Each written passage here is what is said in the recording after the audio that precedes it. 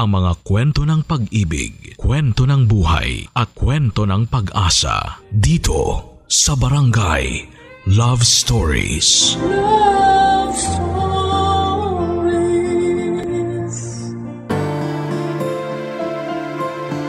Marami ang hindi makasundo ang kanilang biyenan.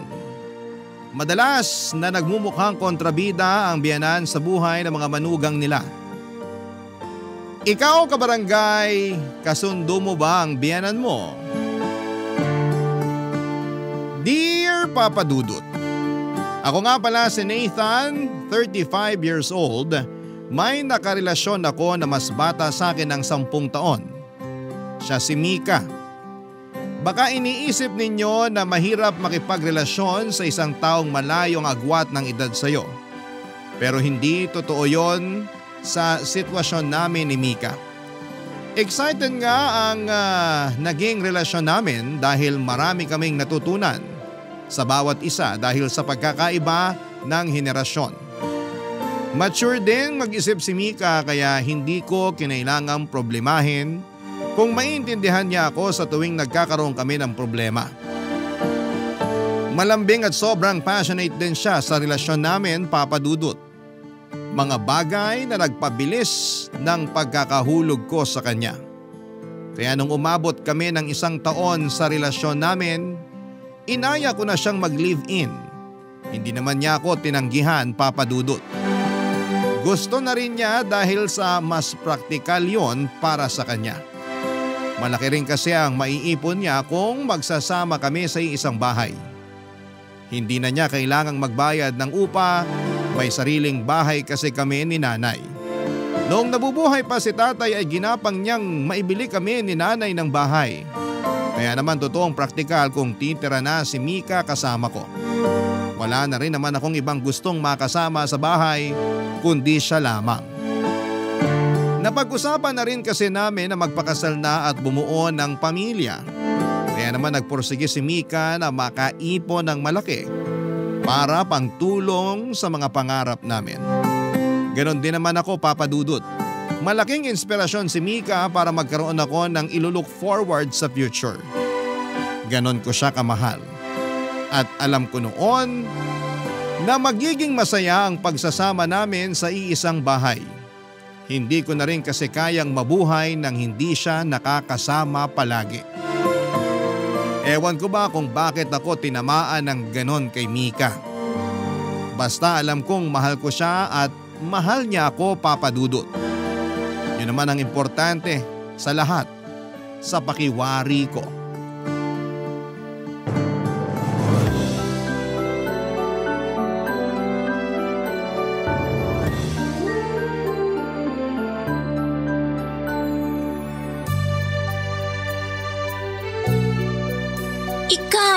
Kanina mo pa tinitingnan ang mga nunal ko sa batok ha. Hindi yan mawawala. Nandyan na yan forever. Binibilang ko lang. Baka kasi may tumakas. Ha? Bakit naman tatakas? Saan ang punta?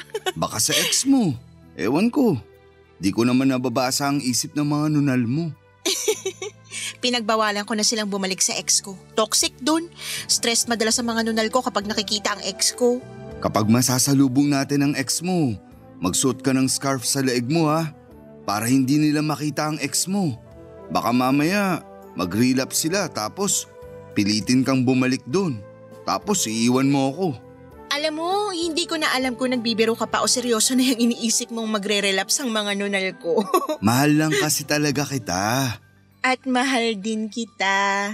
Yung mga nunal mo, natanong mo na ba kung mahal din nila ako? Hindi kami nakakapag-usap lately. Busy sila sa pagdikit sa bato ko. Pero nafe-feel ko namang mahal ka rin nila. Bigyan mo lang sila ng time. Yan ang gusto ko sa'yo eh. Patol ka sa mga kalokohang sinasabi ko. Heto na naman siya. In love na naman po sa akin. Masisisi mo ba ako? Ang sarap mo kayang mahalin. Alam mo kung ano pa yung mas masarap? Teka, parang gusto ko yung pupuntahan niya na. Ano ba? Ano ba yung mas masarap pa? Halika, dikit ka sa akin para maibulong ko sa'yo. Exciting! Nathan, anak! Ay, pasensya na kung pumasok ako agad sa kwarto nyo. Ihahatid ko lang tong nilabhan kong damit nyo. Salamat, Nay. Sa susunod po, iwan nyo na lang sa labas ng pintuan ng kwarto namin. Ako na lang ang kukuha para hindi na kayo pumasok. Baka kasi daanan ng ipis. Bihira pa naman kayong lumabas ng kwarto nyo. O kaya kahit iwan nyo na lang sa sofa. Hindi naman natin madalas ginagamit yung sofa. Itambak nyo na lang po ron. Kukunin ko pagbababa ako. Kakatok na lang ako sa susunod para hindi na tayo magkagulatan. Naisama niyo po bang laban yung medyas ko na pink? Oo, Mika. Kasama na rito. Hindi ko lang natanggal yung dumi sa talampakan. Saan ka ba kasi tumapak? Kahit anong kuskus ko ayaw maalis eh. Hindi niyo lang siguro maayos na nalaban. Hayaan niyo na po. Hindi naman makikita ng ibang tao yung medyas ko. Thank you na lang po. Naganda ako ng merienda sa baba. Pumunta lang kayo kung gusto niyong kumain. Salamat, Nay. Ihintayin ko kayo. Lalabas na ako. Pakisara mo ng maigi yung pintuan para hindi na naman pumasok ng walang pasabi ang nanay mo. Sira kasi yung doorknob ng kwarto.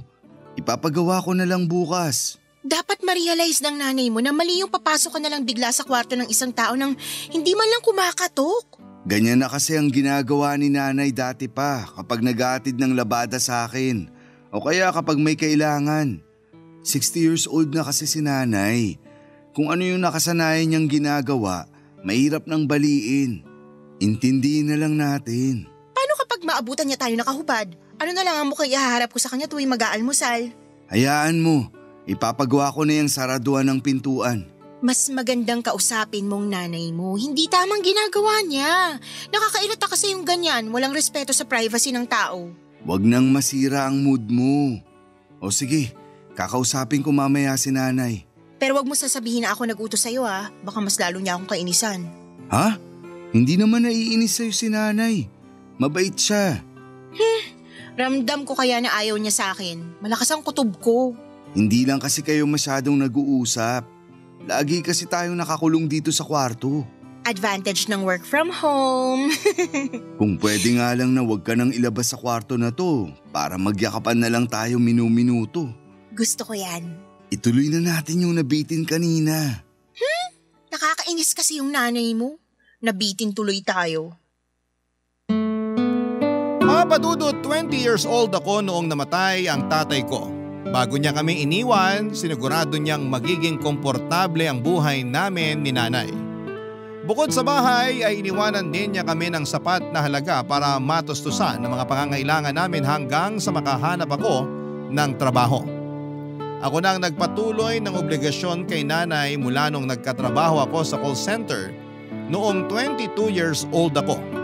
Kami na talaga ni Nanay ang nagkasama hanggang lumagpas na ako ng 30. May mga naipon na rin ako para sa nanay ko para kung sakaling makapag-asawa na ako ay meron siyang sariling pera. Mabait ang nanay ko, Papa Dudut. Bihira lamang kaming magkaroon ng alitan. Dala lang ng pagkakaiba ng edad madalas ang pinagmumula ng away namin. Pero mabilis lang na hindi naman naaayos. Noong nalaman niyang sa bahay natitira si Mika ay hindi siya nakaimik. Pero hindi rin naman niya kinontra. Madalas kasing maglihim ng nararamdaman o opinyon si Nanay. Tahimik at hindi pala salita si Nanay. Maswerte nga akong hindi ako nagkaroon ng nanay na bungangera. Hindi ako nilapitan para ipasa sa akin ang mga naiisip niyang problema. Kaya hindi ako bumukod kahit nung nagkaroon na ako ng trabaho. Bukod sa mas praktikal, kailangan ko rin si Nanay sa buhay ko. Lahat ng gawaing bahay ay siya ang umaasikaso. Kahit ilang beses ko siyang sinabihan na kumuha na lamang kami ng kasambahay para hindi na siya mahirapan. Hindi rin siya nakinig, Papa Dudut. Gusto niyang laging gumagalaw para daw hindi masanay ang buto niyang nakapirmi lang sa isang pwesto hanggang sa maging marupok na yon. Hinayaan ko na lamang siya.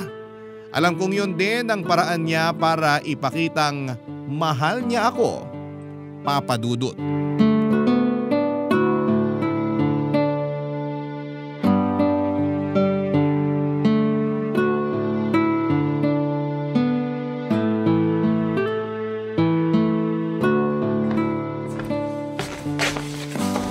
Anak, Ano yun, Nay? asan si Mika? Lumabas po. Kinita yung kaibigan niya. Pabalik na ba siya o matatagalan pa? Mukhang mamayang gabi pa siya makakauwi. May kailangan po ba kayo sa kanya? Ikaw lang ang kailangan ko sana makausap tungkol sa kanya. May nangyari po ba? Hindi ko na kasi alam ang gagawin. Sabihin niyo na sa akin, Nay. Ano po ba yun? Kaya mo bang mapagsabihan si Mika na siya na lang ang maglaban ng panty niya? Hindi niyo na po ba kayang maglaban, Nay? Kasi pwede na talaga tayong kumuha ng kasambahay para hindi ka na rin mapagod. Kaya ko namang maglaba kahit maong na pantalon mo pa yan. Malakas pa ang mga kamay ko. Kaya lang, hindi ako komportable na nilalaban ng panty ni Mika.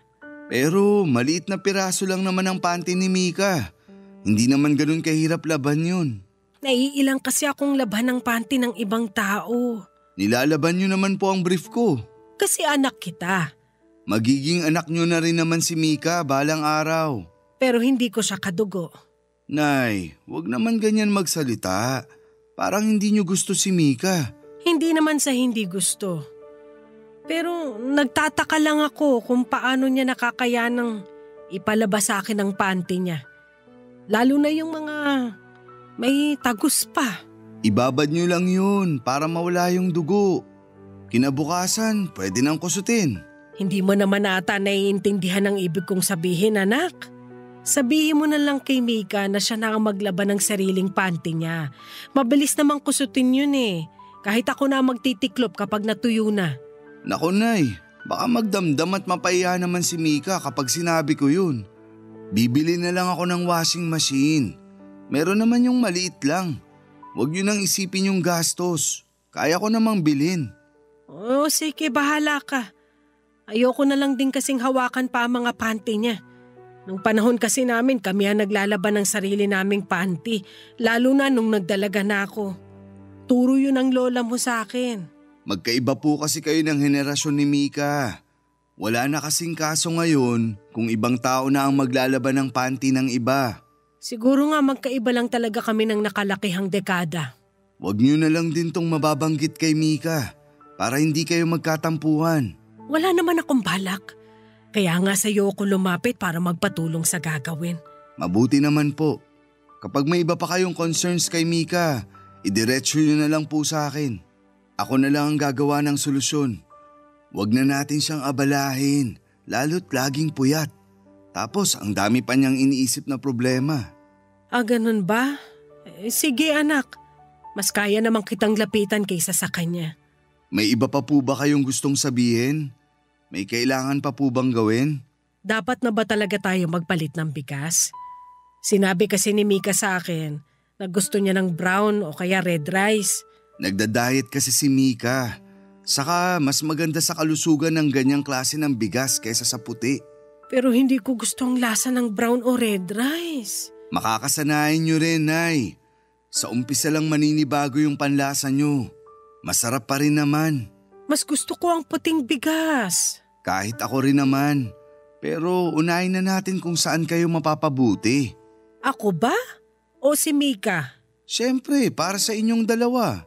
Ang makakabuti sa akin ay yung puting bigas. Doon ako magiging masaya. Alam mo namang mahilig ako sa kanin. Ganito na lang po.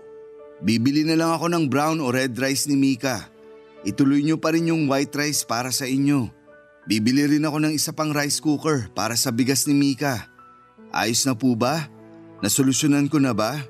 Napaparami ng gastos mo, anak. Hindi ba pwedeng sanayin na lang ni Mika ang kumain ulit ng puting bigas? Pasensya na po. Bibili na lang talaga ako ng bigas niya at rice cooker na extra para wala nang problemahin. Papa Dudut, napansin ko ang pagtatampo ni nanay nang hindi ko siya mapagbigyan sa mga sinabi niya. Pero binigyan ko naman siya ng magandang solusyon para hindi ko na kailangang mamili sa kanila ni Mika. Mahal ko ang nanay ko kaya handa rin naman akong pagbigyan at pakinggan siya. Pero mahal ko rin si Mika at ayokong maggalit o magtampo siya sa akin kapag hindi ko kinuha ang panig niya. Kaya naman para lang walang reklamo ang bawat panig ay handa naman akong pagbigyan silang pareho sa bawat gusto nila. Hindi ko na rin pinabot sa kanilang reklamo o concerns ng bawat isa, Papa Dudut. Sa ganong paraan ay may iwasan ang gulo at tensyon. Napanatili ko naman ang kapayapaan sa ganong paraan pero may mga pagkakataon lang talaga na parang hindi sila mapagkasundo. Noong nalaman ni Mika na ayaw labhan ni nanay ang panty niya ay nagtampo ito sa akin. Lalo na noong nalaman niyang hindi i-hand wash ang kanyang panty. Very delicate daw kasi ang panty niya dahil branded yon. Nasaktan din siya dahil parang pinandidirihan daw ang kanyang panty hindi naman daw ito marumi. Pati ang binibili kong red rice para kay Mika ay naging issue na rin, Papa Dudut. Bakit daw hindi na lamang kami pare-parehas ng bigas at kailangang white rice pa rin ako at kay nanay? Minsan naaminin kong nahihirapan na akong pakisamahan silang pareho, Papa Dudut. Pero mahal ko silang dalawa. Ayokong magalit sila sa akin. Ayokong wala isa man sa kanila sa buhay ko. Kaya sa abot ng makakaya ko ay gumagawa ako ng paraan para makaiwas sa pagtatalo. Barangay Love Stories. Barangay Love Stories. Papa Dudut, nahahalata na ang tensyon sa pagitan ni nanay at ni Mika. Hindi na rin ako masyadong makatulog sa kakaisip kung papaano ko ba mapagkakasundo ang dalawa. Alam kong normal na magkakaroon ng adjustment period sa kanilang dalawa. Magkaiba silang tao at malamang ay may mga pagkakaiba sila sa mga gusto at ayaw. Kahit naman kami ni nanay ay may mga hindi kami napagkakasunduan. Nakasanayan lang namin ang isang araw ang mag-adjust sa bawat isa. Ganon din kami ni Mika. Nung nagsisimula kami ay nabibigla kami sa nakaugalian ng bawat isa. Pero nang tumagal ay alam na namin kung kailan pipitik ang isang tao. Alam na namin kung kailan dapat mag-adjust ang isang kapag merong problema o pagkakaibang kinakaharap. May kalahating taon nang nakatira si Mika sa amin. Imbis na umayos ang lahat ay mas lalo lang siyang napapalayo ang loob kay nanay. Ganon din si nanay sa kanya, Papa Dudut. Minsan nagpapanggap na lamang ako na kunwari ay hindi ko alam ang issues nila sa bawat isa. Kunwari ay hindi ako apektado. Pero kapag mag-isa ko na lamang at sinusubukan kong solusyonan ang hidwaan nilang dalawa, ay nakakaramdam na ako ng stress. Hindi ko alam at hindi ko pinapahalata sa kanila dahil baka lalo lamang silang magturuan kung sino ang may kasalanan. Hanggat kaya ko ay sinisikap kong maging pata sa kanilang dalawa. Hanggat kaya ko ay sinusubukan kong intindihin ang mga hinaing nila. Pero tao lang din ako. Hindi oras-oras ay kaya kong umunawa. Yun sana ang makita nila, Papa Dudut. Hindi ko sila kayang asikasuhin ng sabay at kalimutan ang sarili ko. Pero sa nangyayari, nabibitawan ko na ang sarili ko, wag lang silang magkagulong pareho. Tulad na lamang nung minsang napag-usapan ng para sa kaarawan ko. Masaya naman sana kaming kumakain lang ng tanghalian pero nabago ang lahat nang mapadako na ang usapan sa birthday ko.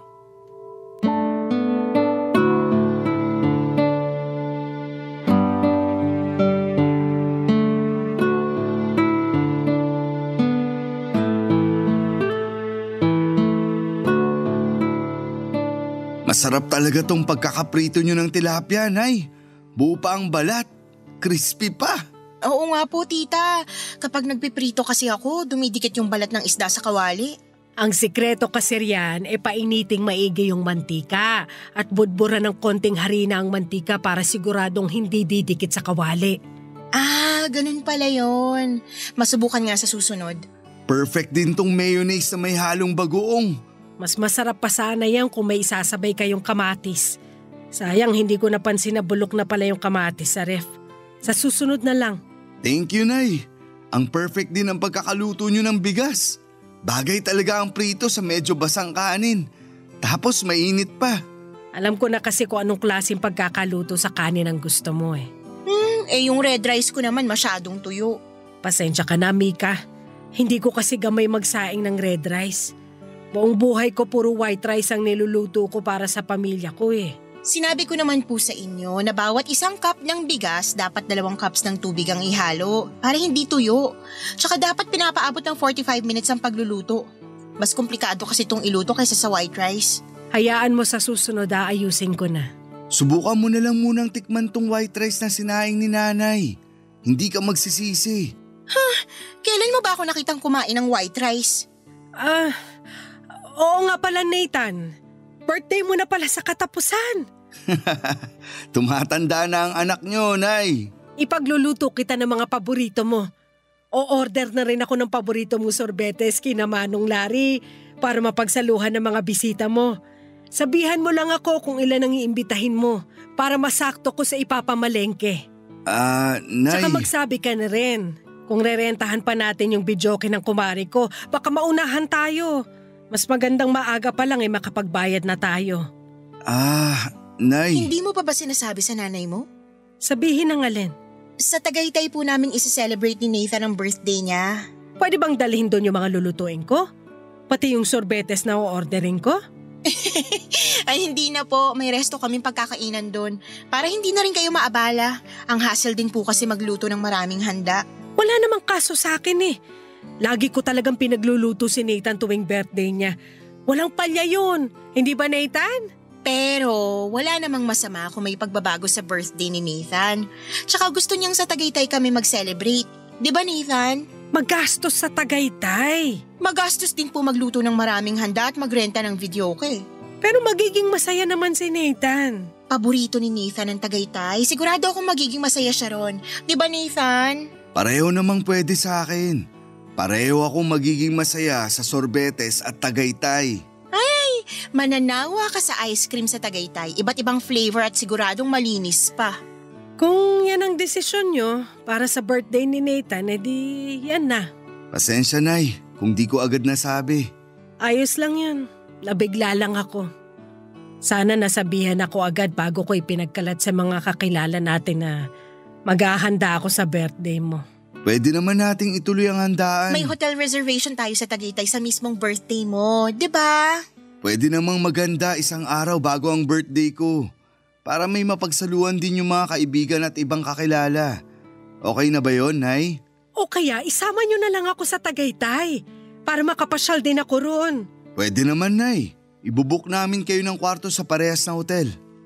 Nathan, fully booked na yung hotel. Siningit lang tayo kasi may nag-cancel. May iba pa namang hotel na kalapit nung sa atin. Doon ko na ibubuk si Nanay para malapit sa atin. Nathan. Huwag na kayo magtalo. Naisip ko mukhang hindi rin kakayanin ng tuhod ko ang lamig ng Tagaytay. Pagbalik nyo na lang ako maghahanda.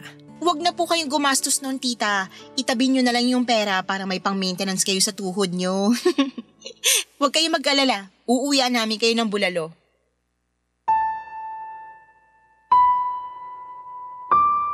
Papa Dudut, hindi ako makatingin noon kay nanay dahil sa napag-usapan.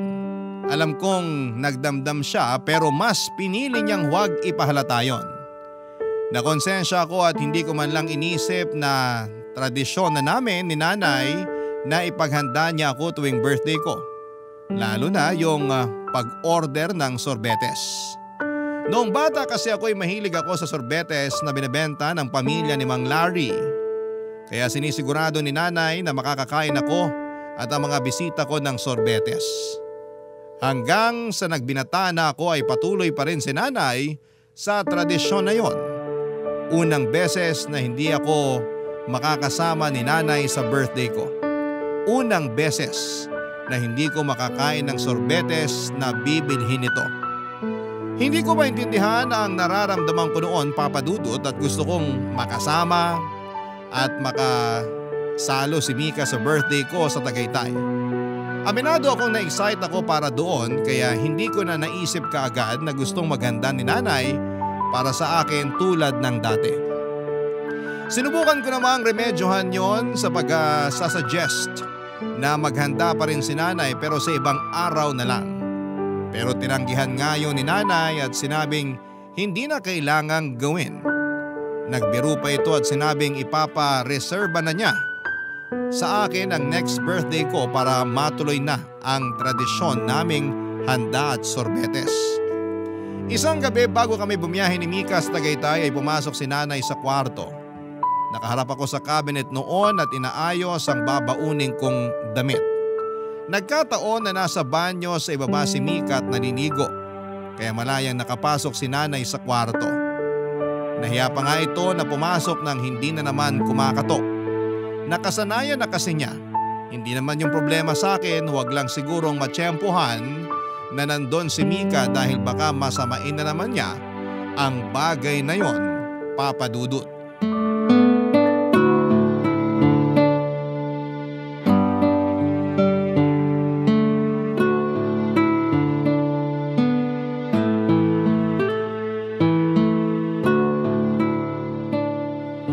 Nathan? Nay! Nakalimutan ko na namang kumatok. Pasensya na. Ang nanay mo talaga lagi na lang nakakalimot.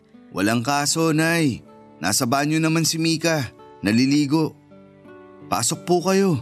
Sakto pala. Bakit po? Biyahe nyo na mamayang madaling araw, no? Opo. Iidlip lang kami tapos aalis na rin agad. Hindi ko na po kayo gigisingin mamaya ha. Para tuloy-tuloy na ang tulog nyo. O sige lang. Kailangan ko rin ng diretsyong tulog. Ilang gabi na kasi akong hindi makatulog dala ng pananakit nitong rayuma ko. Mabuti na lang at hindi niyo ko isasama sa Tagaytay. Kasi hindi rin kakayanin ng tuhod ko ang lamig. Ano po bang pwede nating gawin dyan? Kailangan ko lang ng pahinga. Ayos naman na siguro to bukas. Tawagan nyo lang ako bukas kung masakit pa rin. Para mapacheck up ko na kayo. Hindi na kailangan. Normal sa may edad ang rayuma. O heto nga pala, may bibigay ako sa'yo. Ano po yun? Konting pera lang. Regalo ko sa birthday mo. Naku Nay, wag na. Itabi nyo na lang. Ipangbili nyo bukas kung ano man ang gusto nyong kainin. Ilibre nyo ang mga kaibigan nyo para masamahan kayo rito. Hindi na. Pasadya ko talaga ito para sa'yo. Kunin mo na. Ipangbili mo ng pinakamasarap na sorbete sa Tagaytay. Ikain mo na lang din ako. Nay! Kunin mo na to. Para kahit papano matuloy pa rin ang tradisyon natin sa sorbete sa kaarawan mo. Salamat Nay. Babawi ako sa inyo pagbalik. Hindi na kailangan. Ilang beses ka nang bumawi sa akin. Gusto ko lang mabuhay pa rin ang tradisyon natin sa sorbetes. Uuwi kami agad Nay. Makakasalo nyo pa kami sa hapunan. Salamat naman kung ganon. Nathan! Tita, nandito pala kayo sa kwarto namin. Dumaan lang ako para kunin kung may labada pa kayo para malaban ko na bukas. Iniwan ko po sa banyo yung t-shirt tsaka shorts na ginamit ko kanina. Pakikuha na lang po. O sige, mag-iingat kayo bukas ha. Balitaan niyo ako kapag nakarating na kayo sa Tagaytay. Opo Nay, matulog na po kayo para maipahinga na rin ang rayuman nyo. Mabuti pa nga. Happy trip sa inyo mamaya. Salamat po Nay. Lalabas na ako. Kumatok bang nanay mo bago pumasok dito? Oo naman, sinanay pa ba? Akala ko kung basta-basta na lang pumasok dito Mika, may sorbetes ba sa restaurant na kakainan natin? Meron naman. Bumili tayo ha. Bakit pa? Ang lamig sa Tagaytay. Mainit na kape dapat ang piliin mo. Gusto ko kasi ng sorbetes. Ang tanda mo na para sa sorbetes. Matulog na tayo. Maaga pa tayong babiyahe mamaya. Ay, pakitext nga palang nanay mo. Pakisabi, kumukulay yung t-shirt ko sa banyo. Ihiwalay niya paglalabhan. Lumabas ako ng kwarto para kunwari ay bibilinan si nanay tungkol sa t-shirt ni Mika na kumukulay. Pero nagtungo ako sa banyo para kunin ang t-shirt na yon at ako na mismo ang magbababad. Hinintay ko na lumabas ang kulay at saka iniwan na sa banyo para makita ni nanay na kumukulay yon. Ayoko na rin kasing istorbohin pa si nanay lalo't kailangan niyang magpahinga. Hindi na ako nakatulog kahit nakahiga na kami parehas ni Mika. Iniisip ko pa rin si nanay. Naaawa ko sa kanya dahil maiiwan siyang mag-isa sa bahay sa mismong birthday ko. Iyon ang unang beses na magiging mag-isa siya sa bahay sa birthday ko. Alam kong malulungkot siya pero hindi ko na rin kasi alam ang gagawin. Gustuhin ko man siyang isama sa Tagaytay pero tinanggihan na niya at gusto rin ni Mika na masolo ako. Hindi ko na alam kung saan ako lulugar. Nahihirapan ako. Sa biyahe pa lang namin ay napansin na ni Mika na parang hindi ako masaya. Nagtanong siya sa akin pero sinabi kong kinulang lamang ako sa tulog. Hindi naman na muling nagtanong si Mika. Nang makarating na kami sa Tagaytay ay nagbago na ang mood ko. Na-enjoy ko naman ang lugar lalo't maraming puno at malamig pa ang hangin. Nagsimula na rin kaming kumain sa restaurant na pinagdalhan sa akin ni Mika. Pagkaabot sa akin ng menu, hinanap ko kaagad kung merong sorbetes pero hindi raw available ng gabing yon. Nalungkot na noon ang pakiramdam ko pero hindi ko yon pwedeng ipahalata kay Mika. Kaya naman after namin kumain sa resto ay nakiusap ako kay Mika na dumaan kami sa isang 24/7 convenience store para makabili kahit na anong klase ng ice cream. Pinagbigyan naman niya ako. At bago matapos ang birthday ko ng gabing yon ay napangiti ako dahil nakakain pa rin ako ng sorbetes. Papadudot, natuloy pa rin ang tradisyon namin ni Nanay. Barangay Love Stories. Barangay Love Stories. Papadudot, pagkabalik namin ng bahay mula sa Tagaytay ay mainit kaming sinalubong ni Nanay. Niyakap ako nito agad at nagtanong kung nakakain na ba ako ng sorbetes. Sinabi kong oo at pinakita ko sa kanya ang picture ng sorbetes na kinain ko. Natuwa naman si Nanay. Mas lalo siyang natuwa nang sinabi kong gusto kong umorder ng sorbetes kay Mang Larry para mapagsaluhan namin. Agad niyang pinuntahan si Mang Larry para bumili ng sorbetes. Napailing na lamang si Mika. Gastos lang daw ang pagbili ng sorbetes dahil hindi naman siya kumakain noon. Sinabi ko na kami lang ni Nanay ang kakain para pangbawi ko sa kanya sa birthday ko. Nagkibit balikat na lamang si Mika at saka nagtuloy nang pumasok sa kwarto namin para ituloy ang pahinga niya. Ako naman ay hinintay na makabalik si Nanay para magkwentuhan kami, papadudot. Nang nakabalik na si Nanay, pinagtimpla niya ako ng kape at saka nakipagkwentuhan sa akin sa kusina. Hintay na lang daw namin ang sorbetes dahil i-deliver na lang daw mamaya. Nagtanong siya tungkol sa Tagaytay. Hindi pa kasi nakakapunta si Nanay doon. Tuwang-tuwa siya na nakikinig. Ang sabi niya sana sa susunod ay makasama na siya. Ngumiti ako. Yun naman ang pinangako ko sa kanya at maglalaan ako ng oras para maipasyal siya sa Tagaytay. Tuwang-tuwa si Nanay, panayang palakpak niya. Nagtanong pa siya kung gaano kakapal ang dapat niyang isuot pangontra lang sa kanyang rayuma.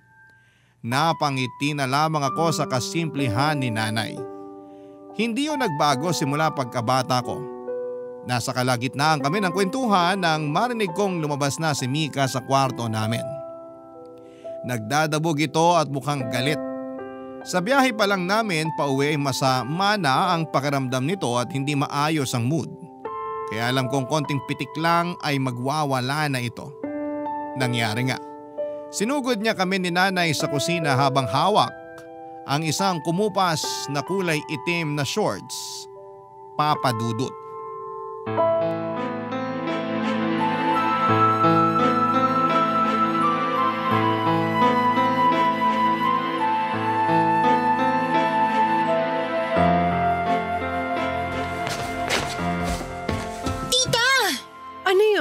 Bakit kumupas ng ganito tong black shorts ko?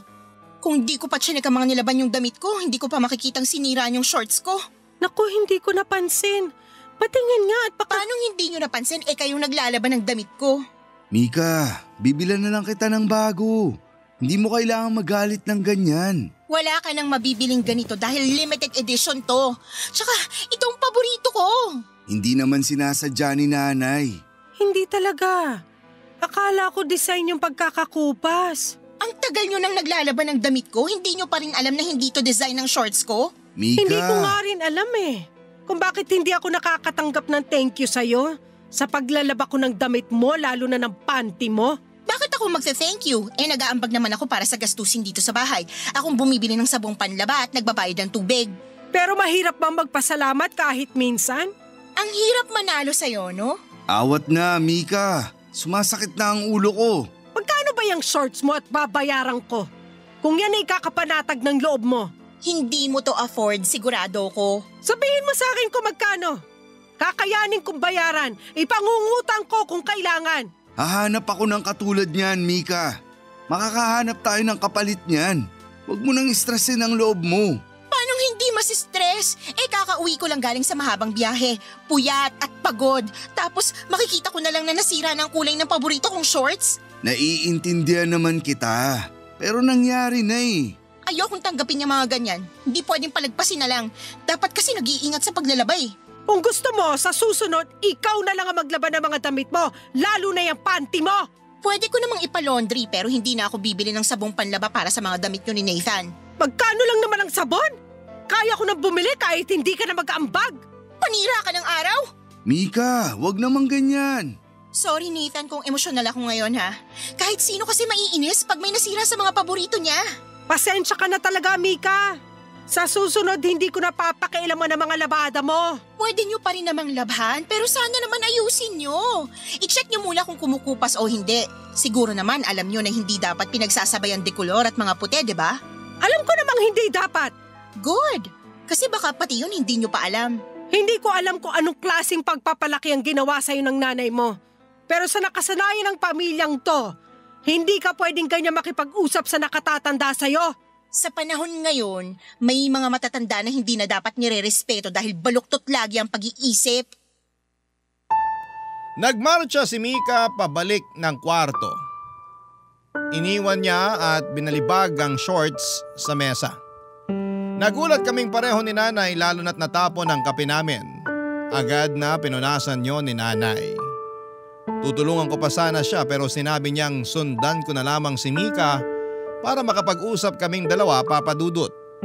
Hindi ko noon alam kung ano ang gagawin para akong naistatwa sa nakita kong ginawa ni Mika. Hindi ako makapaniwalang magagawa niya yon. Pinilit ko siyang intindihin pero bakit sa tuwing ginagawa ko yon ay mas lalo ko siyang hindi nauunawaan.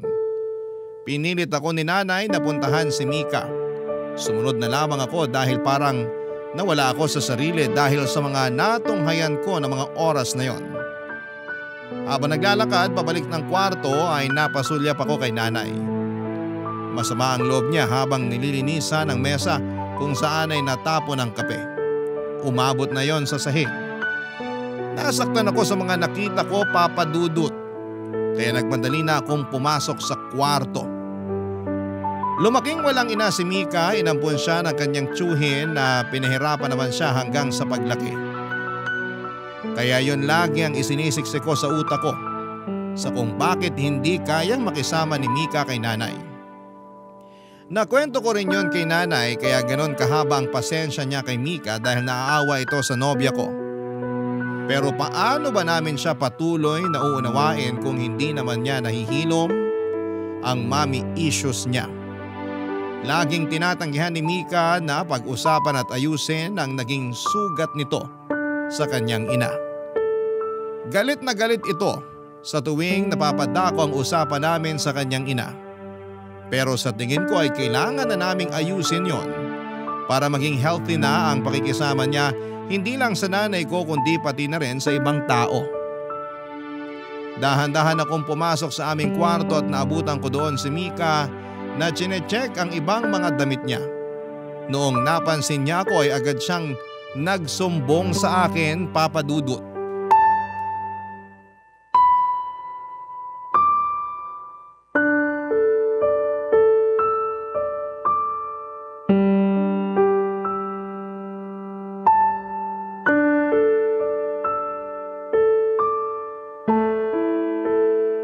Kumusta ka?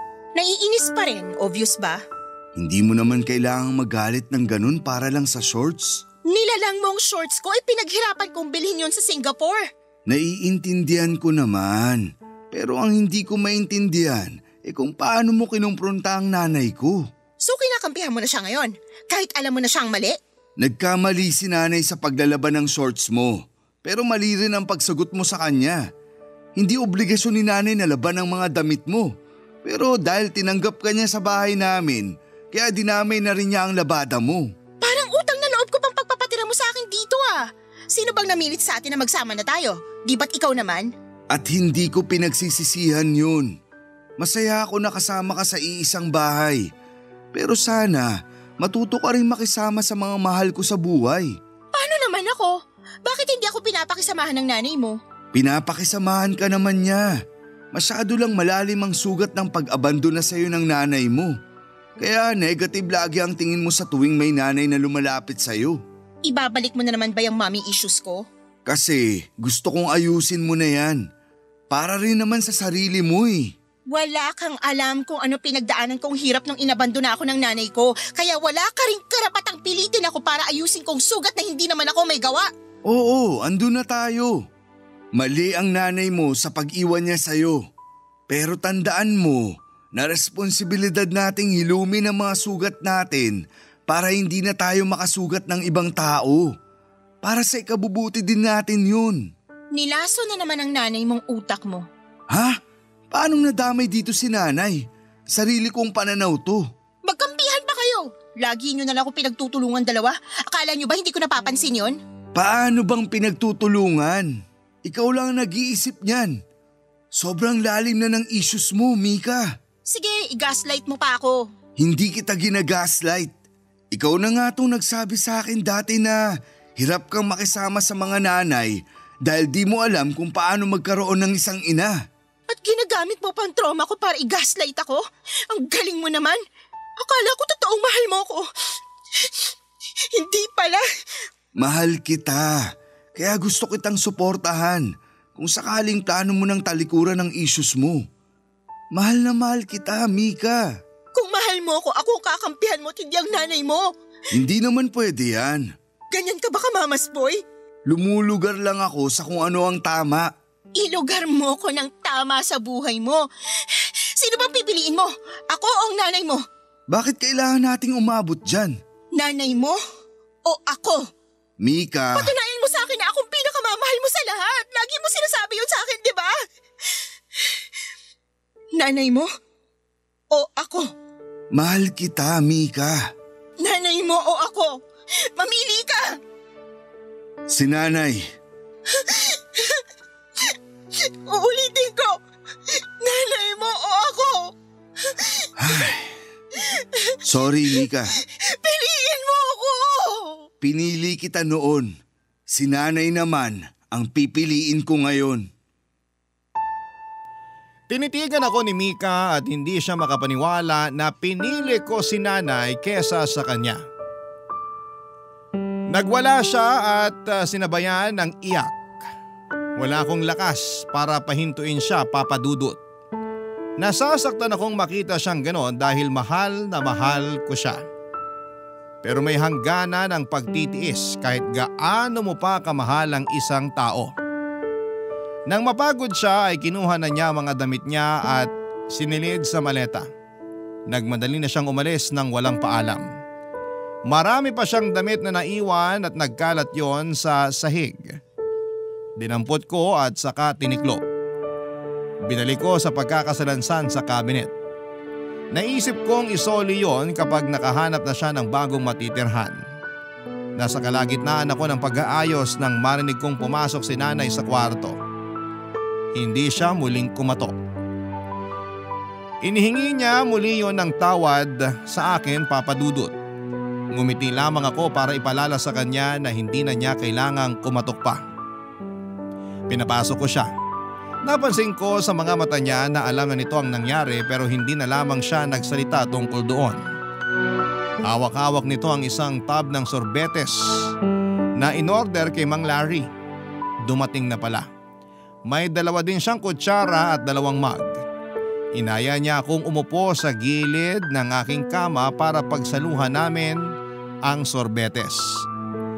Sumunod naman ako at nilagyan niya ng sorbete sa mga baso namin at saka inabot sa akin ang isa. Tahimik naming kinain yon habang nakatulala sa bintanang kaharap ng aking kama. Payapa. Iyon ang nararamdaman ko noon. Kahit may kirot, pero payapa ang isipan ko. Tama ang naging desisyon ko. Itutuloy ko na yon. Maraming salamat po sa pagtampok ng aking kwento sa inyong programa at sana'y nakapagdala ako ng aral sa lahat ng mga nangangailangan. Abangan kong mapanood ito sa inyong YouTube at muli buong puso akong nagpapasalamat sa inyo sa Barangay LS 97.1. Ang inyong kabarangay forever, Nathan. Nagustuhan ng iyong napakinggan? Ituloy yan via live stream sa www.gmanetwork.com/radio.